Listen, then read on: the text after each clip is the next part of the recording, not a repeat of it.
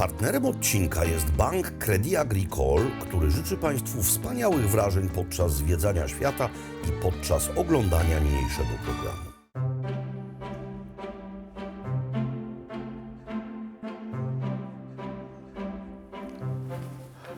Szanowni Państwo, moi drodzy, ostatnio bardzo się najeździliśmy po świecie. Byliśmy w Wietnamie.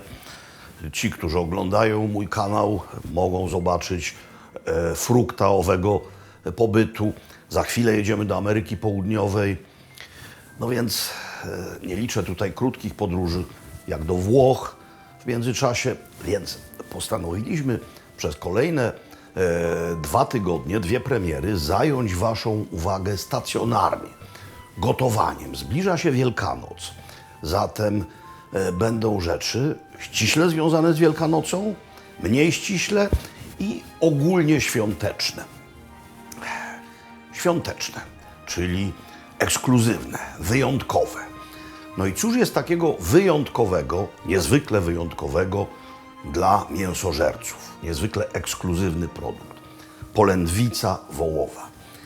Rzecz droga, bo kilogram kosztuje ponad 100 zł, ale chcę Wam dzisiaj pokazać, że z jednej polędwicy można zrobić 3 obiady dla kilku osób.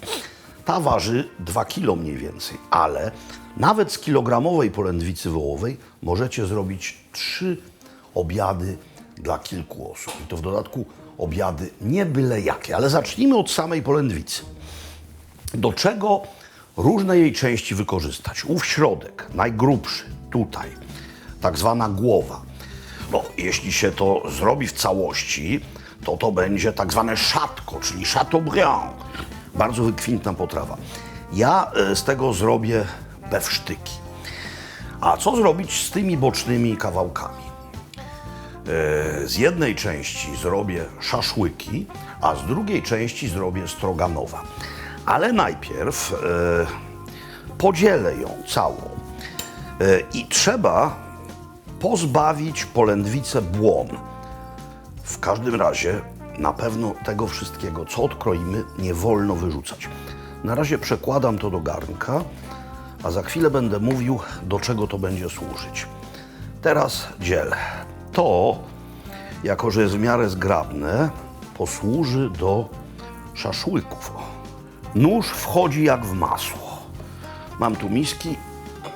To będzie część szaszłykowa albo ta do stroganowa, ale te wszystkie kawałki twarde, błony odcinamy i przekładamy do garnka. Z tego powstanie również coś wyjątkowego. Spójrzcie. Pięknie oczyszczona polędwica. I teraz ten koniec odcinam. No, z tego można zrobić tourne-do, czyli takie rzeczy, które się na grzance kładzie, takie medaliony, na przykład tourne-do à la Rossini, foie gras, trufle, ale to już niezwykle ekskluzywna rzecz, nie mam trufli. Więc to do kolejnej miski,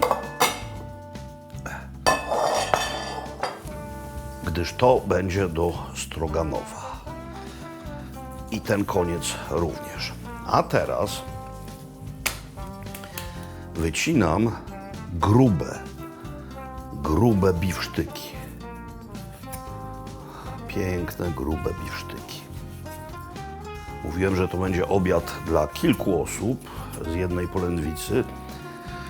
No ile zje jedna osoba normalna? Po jednym, no, może góra 2. Na razie mam 3, 4. Mam polędwicę 2-kilową, gdyż nie było mniejszych w sklepie.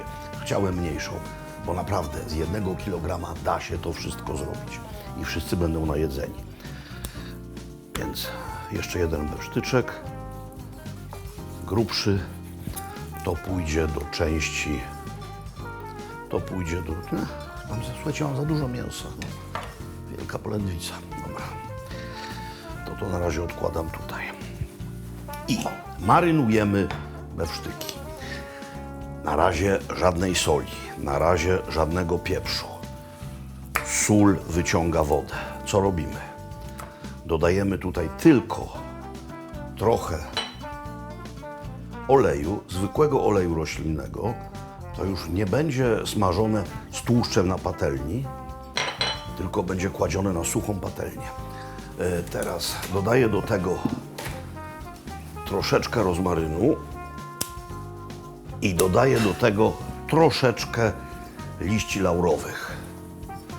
Powiedzmy 2-3. Nic więcej. Chodzi o, nie będę mówił do Was tyłem już, chodzi o czysty smak mięsa. A jeszcze będzie doskonały sos. I teraz trzeba to wszystko ładnie wymieszać.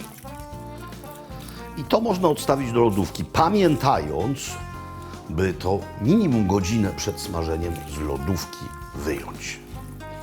No więc pora zająć się owymi ścinkami. Z tego powstanie doskonały sos. To nie będzie demi-glace. No bo żeby zrobić demi-glace, musicie mieć eksperiencję kulinarną. Trzeba piec kości, trzeba piec jarzyny, trzeba to bardzo długo gotować. Pokażę Wam, jak zrobić znacznie prościej, bardzo ekstraktywny sos. Zatem mamy to tutaj. Tutaj mamy czerwone wino. Wlewam minimum pół butelki tegoż. Do tego zaraz dojdą kolejne składniki. Bardzo proste. A mianowicie zioła, czyli tymianek, liść laurowy, rozmaryn. Nie za dużo, to ma być tylko leciutko ziołowe. Trochę czosnku, może być w łupkach rozgnieciony, on odda swój smak. Pieprz w ziarenkach, dużo, to będzie przecedzone. Trochę pasty pomidorowej, trochę, reszta mi się przyda, pasty pomidorowej, znaczy koncentratu. I bulion wołowy, zredukowany, gotowy. Kupiłem po prostu taki wołowy koncentrat. Nie kostka, tylko wolno, długo gotowane. I na razie tyle.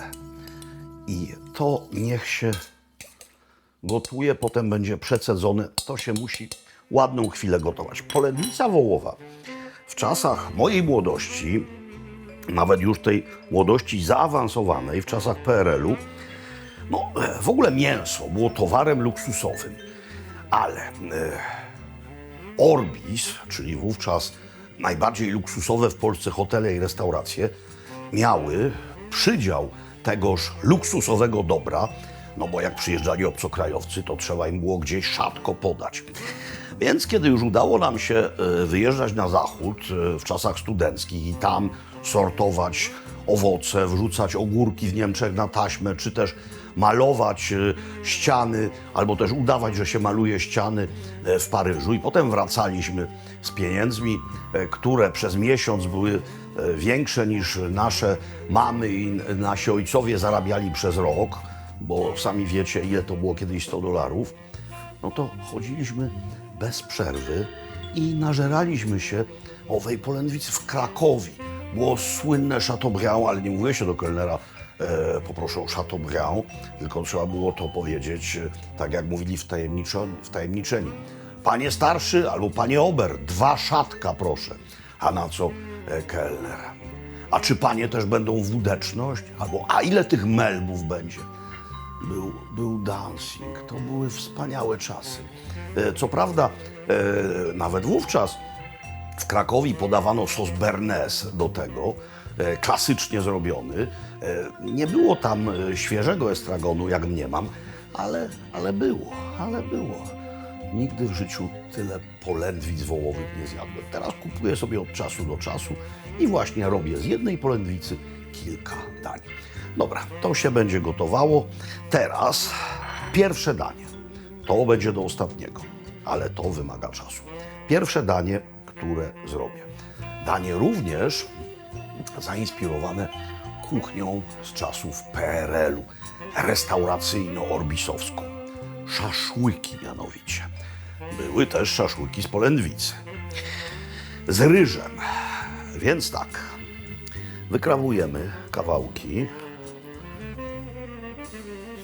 i w zasadzie, widzicie, to jest wzdłuż włókien. To powinno być w poprzek włókien. ale nic się nie stanie, bo każdy kawałek, ja tak nagniotę dłonią, on jest nawet za duży i to wszystko zaraz umieszczę na szpatkach. Nie samotnie, będzie to jeszcze miało towarzyszy. W międzyczasie, kiedy mam coś do wykrojenia, ochoczo dodaję tutaj.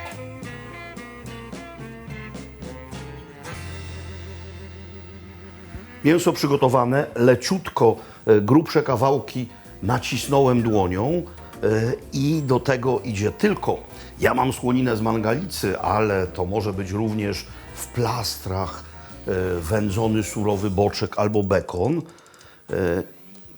To mają być cienkie plastry, malutkie kawałeczki. Tu chodzi tylko o smak.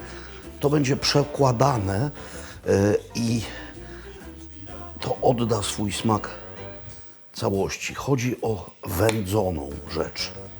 Jak wam się nie ukroi plasterek ładny, to nic to, ponieważ to będą naprawdę małe kawałeczki. I cebula. Cebula, która musi być pokrojona w charakterystyczne łódki. Jeśli zrobicie tego za dużo, a będziecie robili od początku do końca tak, jak ja wam to dzisiaj pokazuję, to nie wyrzucajcie tej pokrojonej cebuli, ponieważ ona się przyda potem do stroganowa. W każdym razie pokazuję, jak to ma być pokrojone. Czyli robimy tak i tej grubości, żeby dało się to nanizać na szpatkę szaszłykową. No i teraz już tylko nanizujemy. Ja daję zawsze na końcu i na początku owej kolejności cebulę. Ona to wszystko trzyma. O. Cebula, mięso, troszeczkę słoniny i tak konstruujemy szaszłyk po szaszłyku.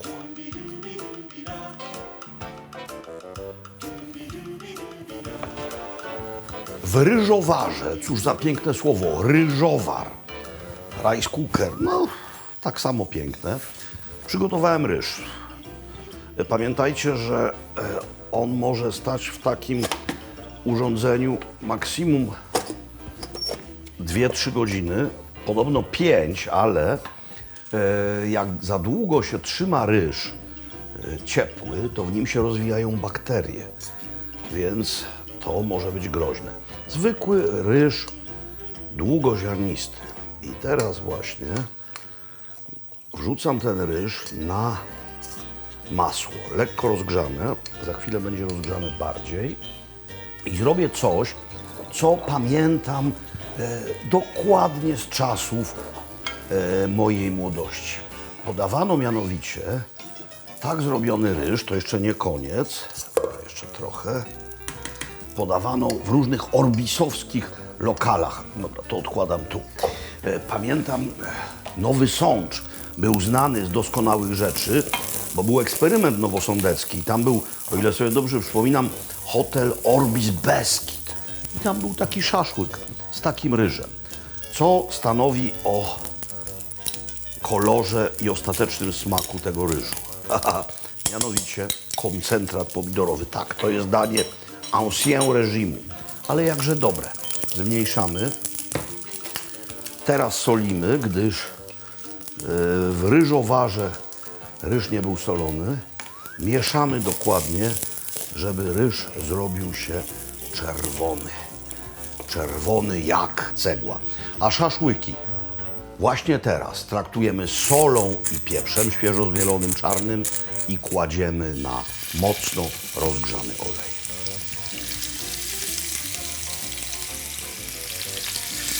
Smażona polędwica wołowa to zbyt poważna sprawa, by zostawiać ją w rękach indukcji. Więc mam tutaj taki palnik albo do woka, albo właśnie do takich rzeczy. Duszona polędwica to co innego, ale ta musi być na bardzo mocnym ogniu krótko trzymana.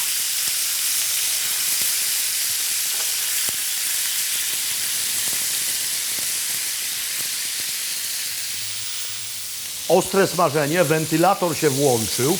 Oczywiście stopień wysmażenia zależy od waszego uznania. Ja zawsze wolę mniej niż więcej. To jest momentami rumiane przy brzegach, ale w środku będzie różowe. Zresztą za chwilę wszystko sami zobaczycie. Dzieło skończone. Nie zrobiłem sałaty. Może być zwykła sałata z winegretem.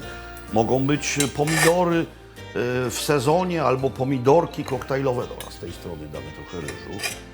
Tak, długoziarnisty ryż, ugotowany w ryżowarze, jest sypki i ma naprawdę pomidorowy smak. Bardzo klasyczna, stara, PRL-owska rzecz.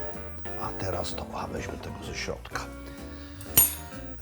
Nie będę całego odłupywał, pokażę Wam to tylko we fragmencie.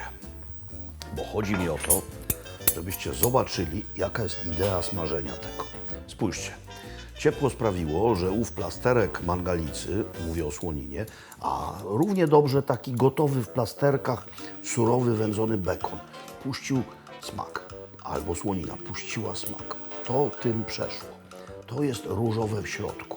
Mamy cebulę, która jest półsurowa. To jest wszystko doskonałe. Jeśli chcecie, do tego może być Worcester, tabasco, dodatki smakowe. Ale nawet nie potrzeba noży do steków. To jest mięciuteńkie. A to jest dopiero początek naszych polędwicowych dzisiejszych szaleństw. Kącik partnerski. Partnerem dzisiejszego odcinka jest bank Crédit Agricole, wydawca tej oto karty Maxima.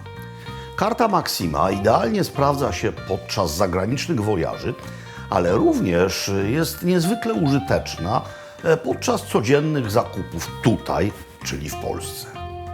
Płacąc nią możemy uzyskać zwrot części pieniędzy za zakupy w wielu popularnych sklepach, a w abonamencie premium dodatkowo zwrot części pieniędzy za zakupy na wszystkich stacjach benzynowych i za przejazdy taksówkami.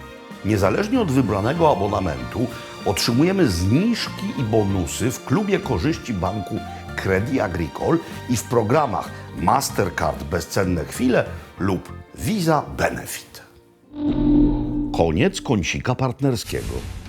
Polędwica wchodzi w drugiej odsłonie, czyli te najcieńsze kawałki pokrojone mniej więcej w takie paseczki. Pora na stroganowa. Dlaczego mówię stroganow, a nie strogonow, tak jak wszyscy w naszym kraju mówią?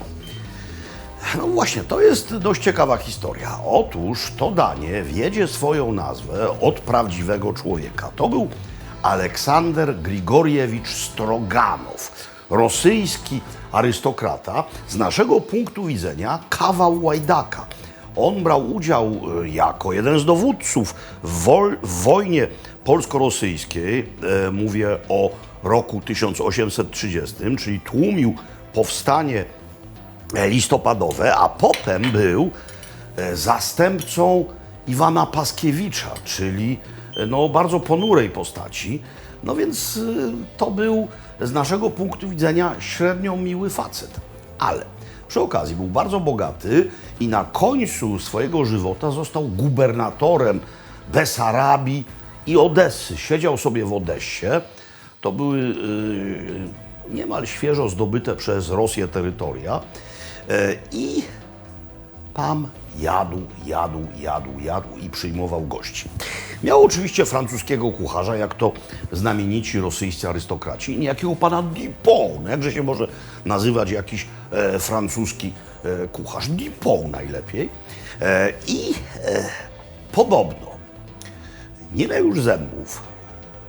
W związku z tym nie mógł gryźć biwsztyków, zatem zażyczył sobie, by mu przygotować polędwicę wołową w takiej wersji, żeby mógł to niemal bezzębnie połykać. I pan Dupont wpadł na koncept, czyli pokroił właśnie polędwicę w paski i zrobił danie, które na początku składało się ze smażonej polędwicy pokrojonej w paski, składało się z cebuli, musztardy i śmietany. No ale potem weszły różne inne wersje. U nas to danie zaczęto nazywać strogonowem, no więc ja nie będę z tym polemizował, ale używam w tej chwili poprawnej nazwy. Na klarowane masło bardzo mocno rozgrzane, wrzuciłem owe polędwicowe paski. To jest pierwsza rzecz, którą robię. Nie za dużo naraz. Mięso musi złapać od razu bardzo mocną temperaturę.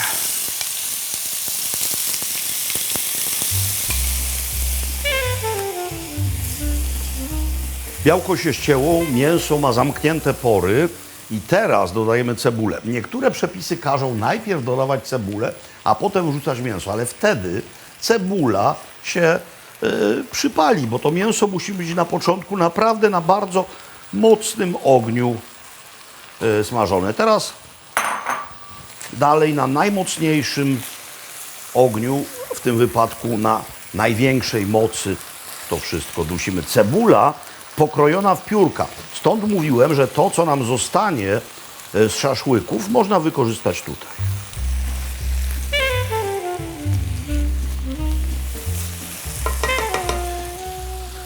To maleństwo, mówię o objętości, to jest właśnie ta wspaniała redukcja, która będzie nam na samym końcu potrzebna. No oczywiście nie w tej formie, ja to jeszcze wykończę, odkładam. Tutaj to miejsce będzie mi za chwilę potrzebne, ale na razie finiszujemy. Tak, to jest moja podręczna torba z papryką w proszku. Używam bardzo dużo papryki w proszku. Mówiłem, że w tym podstawowym przepisie była musztarda i śmietana, ale zwykło się dawać do stroganowa również mielonej papryki w proszku, więc w moim wykonaniu to będzie bardziej tokań węgierski niż stroganow, ale tak naprawdę będzie dobre. Mamy tutaj paprykę w proszku, mamy koncentrat pomidorowy, mamy przyrząd do mieszania, mieszamy i wlewamy bulion. Bulion wołowy, zmniejszamy pod tym radykalnie ogień, bo teraz to już ma się nie smażyć, lecz dusić. Ponieważ mówiłem o węgierskim daniu pod nazwą tokań, więc trzeba dodać temu trochę kopa, czyli odrobinę zmielonych papryczek peperoncini. Odrobinę. Chodzi o to, żeby to tylko miało taki leciutki, ostry kontrapunkcik, trochę pieprzu i trochę soli. I teraz to można przykryć, ale to będzie jeszcze połączone z czymś, co również wchodziło w skład oryginalnego stroganofa. Mianowicie champignon de Paris. Champignon de Paris, czyli pieczarki. Ale gdybym dodał tutaj te pieczarki, to one by skapcaniały, więc te pieczarki powinienem usmażyć. Więc biorę patelnię, daję tutaj czadu, daję trochę masła klarowanego i za chwilę będę na bardzo mocnym ogniu, nie soląc pieczarek, żeby nie puściły wody i nie zrobiły się z nich kapcie, będę je smażył. A to można przykryć, bacząc, by nie przywarło, czyli podlewając płynem, jeśli trzeba.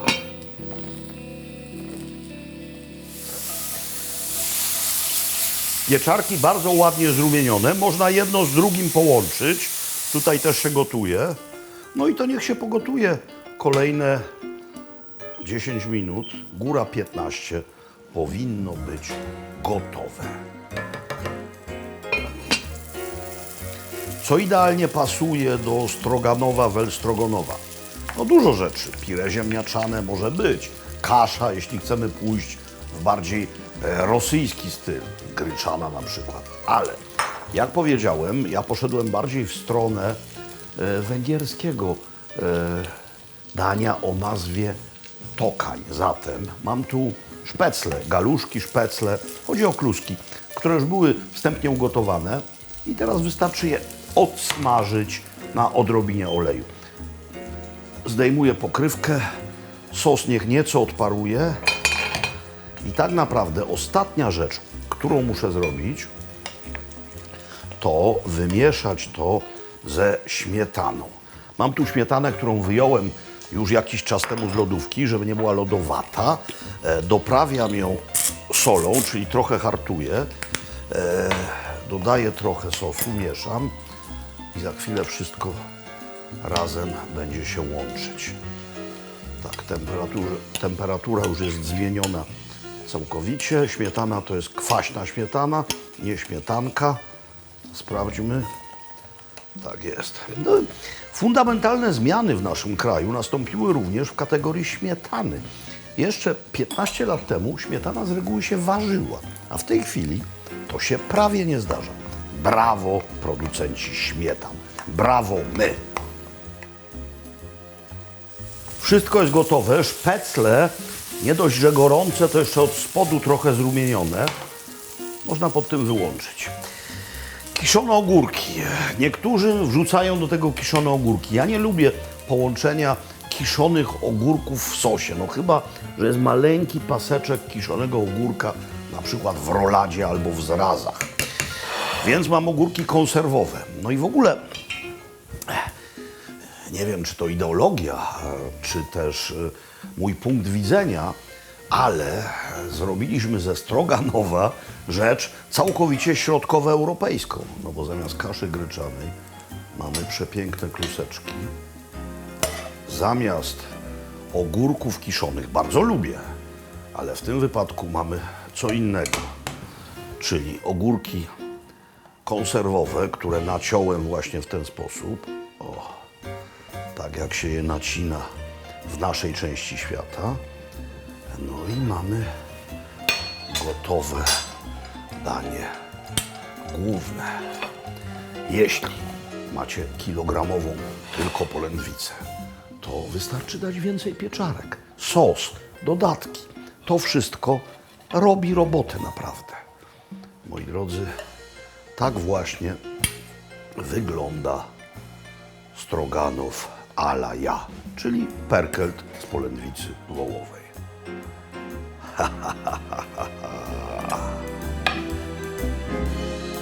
Pora na polędwicowy finisz, ale będzie to również danie kompletne. Bewsztyki smaży się kilka minut, a ja chcę zrobić wszystko razem.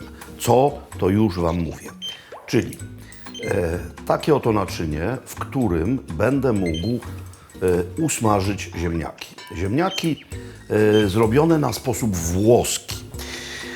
Ja usmażę je na oliwie. W zasadzie one się będą dusić. To będzie coś pomiędzy duszeniem a smażeniem. Dlatego też oliwa, która nie nadaje się przecież do smażenia frytek, do smażenia w głębokim tłuszczu, ale tutaj się sprawdzi. Ja wiem, oliwa jest droga, ale ja mam jej bardzo potężne zapasy. No to przelane jest z plastikowej butelki, z Dalmacji przywiozłem. Możecie to zrobić na oleju. Naprawdę wielkiej różnicy nie będzie, no tylko odrobina różnicy w smaku. Dlaczegoż to może być również oliwa? Ponieważ, jak rzekłem, chodzi o duszenie, czyli ziemniaki są w wodzie pokrojone w kostkę.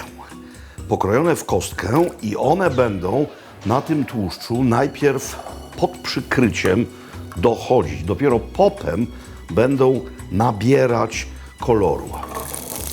Już trochę skwierczą, ale zaraz to skwierczenie się zmniejszy. Tam trafia woda, bo właśnie w tej wodzie były. Jakie ziemniaki? Poza tym, że obrane. To są ziemniaki sałatkowe. Chodzi o to, żeby się nie rozpadły w trakcie tego procesu.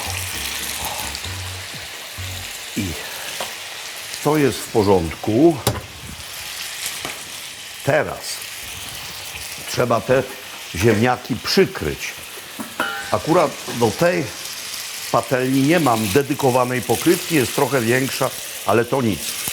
Teraz smażenie zamieni się w duszenie. Zmniejszam pod tym moc i niech sobie to dochodzi. To jest to, co przez kilka godzin się redukowało, czyli dobre pół butelki czerwonego wina, wszystko to, co ściąłem z polędwicy, tymianek, rozmaryn, liście laurowe, zgnieciony czosnek, ziarna pieprzu.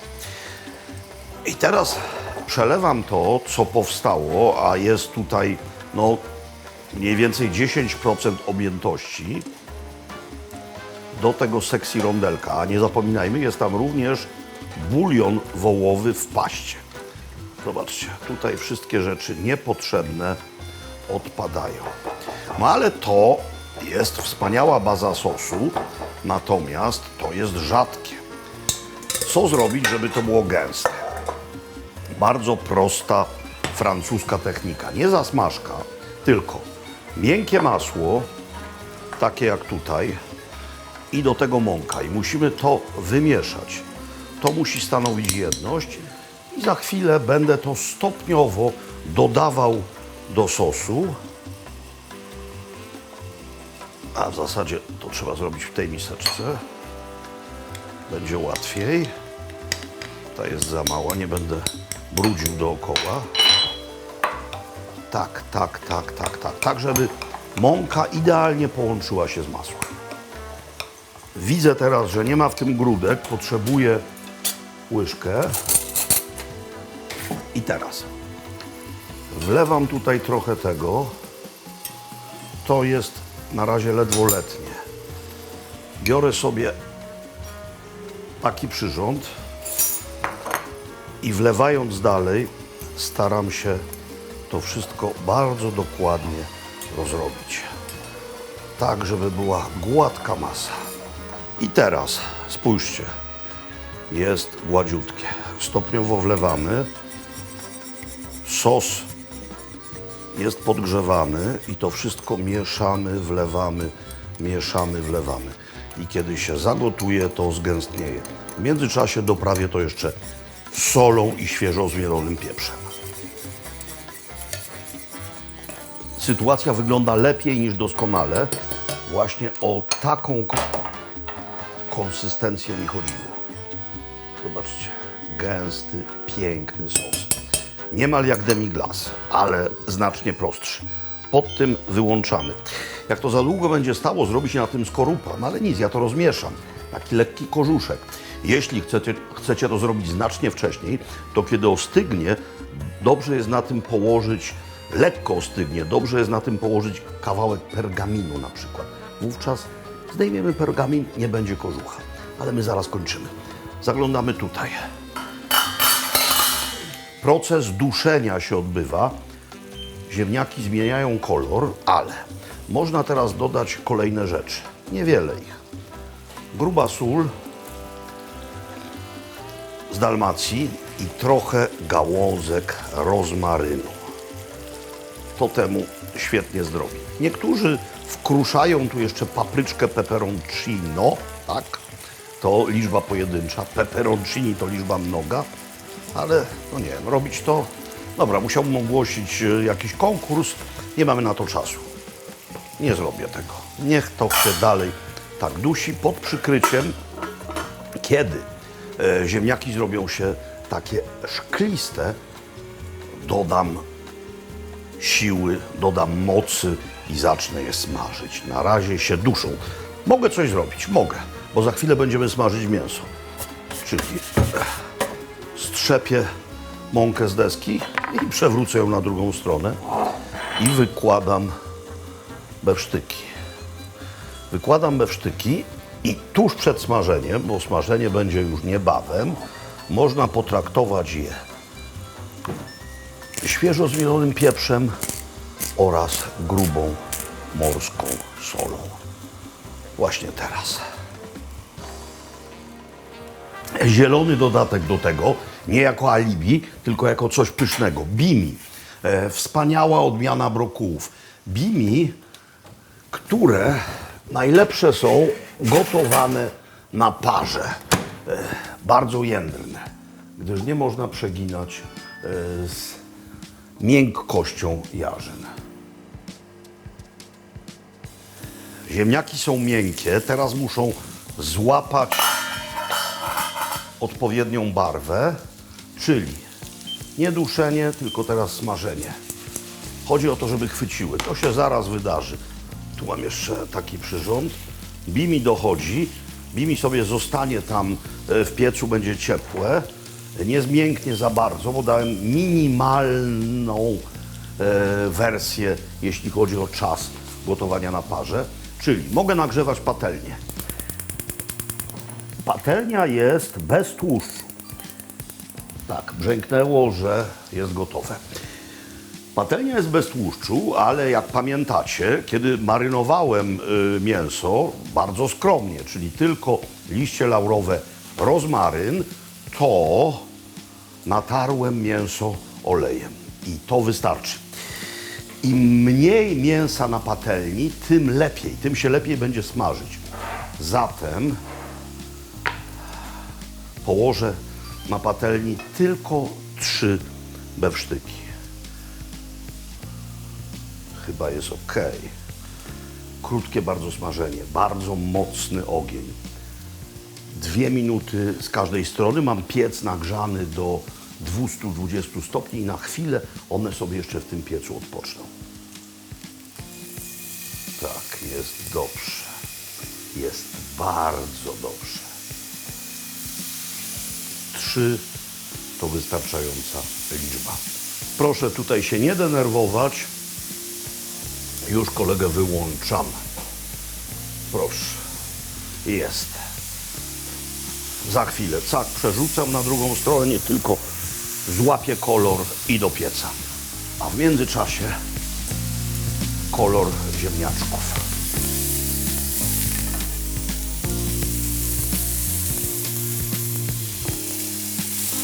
Wszystko gotowe. Czyli zaczynamy od wesołego, wspaniałego, zielonego akcentu, który tak naprawdę nie jest tylko kontrapunktem. Bimi to genialna rzecz. Teraz bewsztyk, no dobra, niech będzie ten. Kilka minut w piecu sprawia, że to jest właśnie takie, jak być powinno. Teraz tak, wedle mody nowej powinienem mieć ten sos na dole, ale to jest danie nieco staroświeckie. Więc zrobimy najpierw tak, a teraz obłożymy to sosem. Idealna konsystencja, on jeszcze trochę zgęstniał stojąc. Dobrze. I te ziemniaki po włosku smażone.